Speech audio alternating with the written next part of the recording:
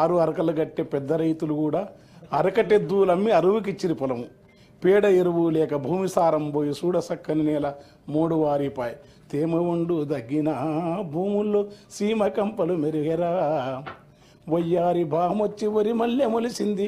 లొట్ట పీసు చెట్లు గెట్టున వెరిగినవి. తరి పొలము దగ్గింది బెరికలము మిగిలింది. సెలకంత మురమయ్యి గొలుకు గొలుకయ్యింది. కలమంద జమ్ముళ్ళురా తెలంగాణ కరువుకు గుర్తాయరా. గుక్కిచ్చి గుక్కిచ్చి బోరు దుంకుతుంటే ఒక్కటన్నా మడి సిక్కగా దడవదు. వంకాయ తోటేసి నొట్టి పోయిందిరా. మెరపనాటు కుంటె వరుపైనాదిరా. నాసుపచ్చని బావులా తెలంగాణ నా పరాళ్ళు దేలేరా.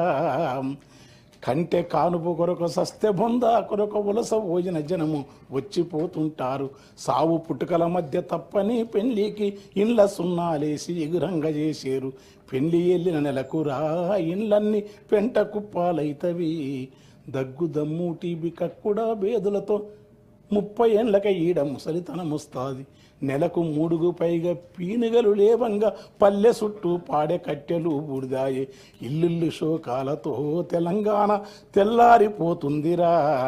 అలాంటి ఉద్యమాన్ని కేసీఆర్, జయశంకర్, కోదండరామ్ సార్ మొదలుకొని తెలంగాణ మహాసభ అవన్నీ ఇప్పుడున్న సార్ కూడా మంత్రి పదవి మనతో కలిసి పనిచేసినాడు. అనేక మంది కవులు.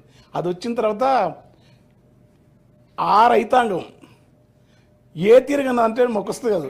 గలగల గల కాలువలల్ల మిలమిల సెందమామ చేతి కందినట్టు మనసెంతకొచ్చినట్టు ఎంతలింత మార్పు ఏది కేసీఆర్ చూపే ఈ తూర్పు అని ఒక సూర్యకాంతి చూపినని రాసినాను నేను.